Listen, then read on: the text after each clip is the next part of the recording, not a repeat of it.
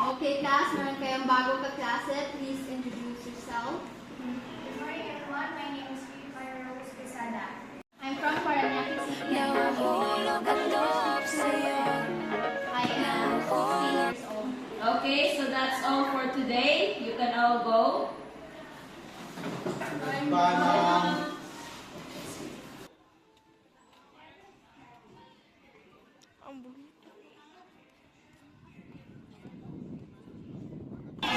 Hoy, ano yun? Hindi ko ba alam? Hindi ko alam eh, depende. Punta tayo mamaya bahay ni Mara. Pag-isipin ko muna kasi mapapaalam mo na kasi. Bye-bye. Bye-bye. A few moments later. Mapaga kaya ka. Ay, kaya nga po eh. Wala kasi kaming pasok po ngayon. Ganun ba na ako po?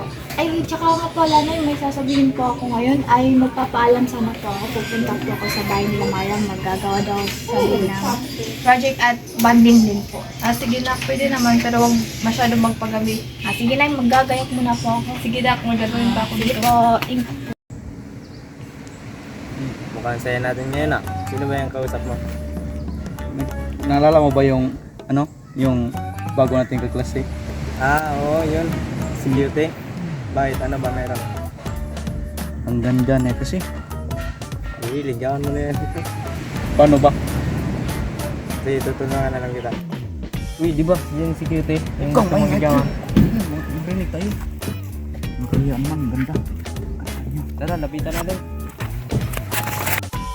Uy, Cutie, teka lang. Ay, bungol. Tara, lapitan na lang bro. Uy, Cutie, kamusta? Okay naman. Uy, kayo ba yung mga kaklase ko? Oo, kami yun. Gusto ka daw kasapin ng kaibigan ko. Sino ba yun?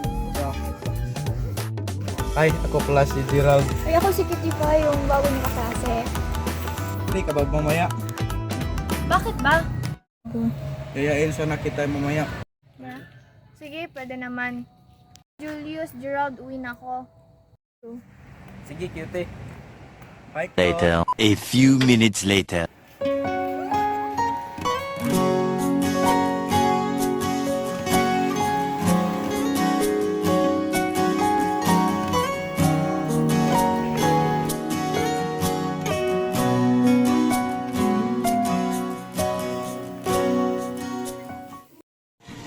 Cute. Sa tagal nating magkakaibigan. Pwede ba kitang ligawan? Talaga ba? Gusto mo rin pala ako? Ba't ngayon mo na sinabi eh? Gusto din na. Pwede ba? Oo, pwede naman.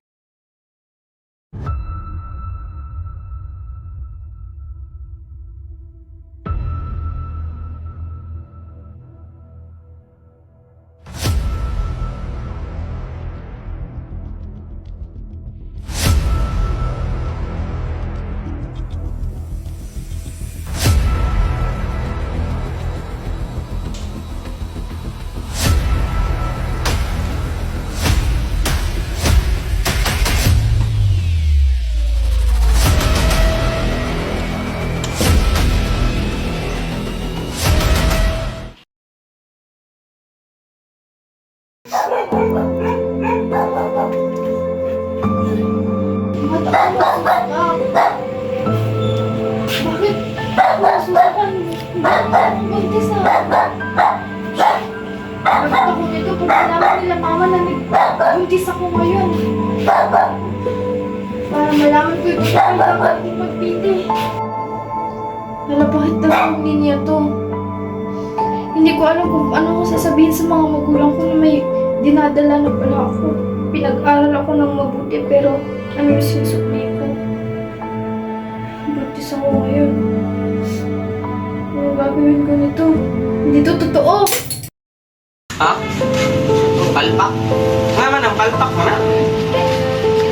Sana. Sige na. Oh, so may problema ni mo. May problema po ako. Saman. Buntis ka. Kinsa kay tatay na?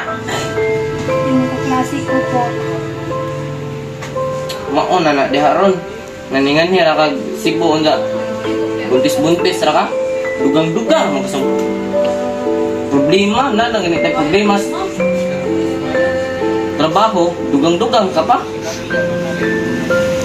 Anak pa ariyan ng tatay anak. Pag-uban mo, malayas mo ka. Bakit hindi mo sinasagot ni Gerald yung mga tawag ko? Kailangan niyong malaman to. Hindi ko alam kung anong gagawin ko pag hindi ko sumasagot. Please, Gerald, sagutin mo yung mga tawag ko. Kailangan mo sagutin yung mga tawag ko. Uy, napatawag ka. Gabing-gabi na. Hello, Gerald. May sasabihin ako sa'yo. Buntis ako. Paano ko sasabihin kay mama at papa to yung sitwasyon natin ngayon? Na may dinadala ako ngayon. Puntahan mo ko dito sa bahay. Ha? Buntis ka? Paano na yan? Buntis ako. Hindi ko alam kung paano ko sasabihin sa mama ko. Kailangan mo akong puntahan dito. Hindi ko alam anong gagawin ko ngayon. Ha? Ano? Hindi pwede. Marami pa akong asikasuhin dito sa bahay. Sige. Mamaya na lang. Problema na naman. Mga tawag ko. Hindi na siya makonta. Ano ko sasabihin ko lang ano yung nangyayari sa kanya.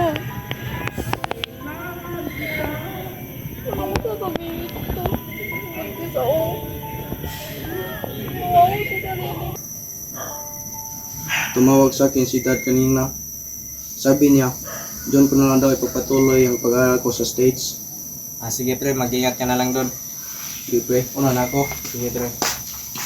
End of flashback. Then it all just stopped. I never thought it would come to this.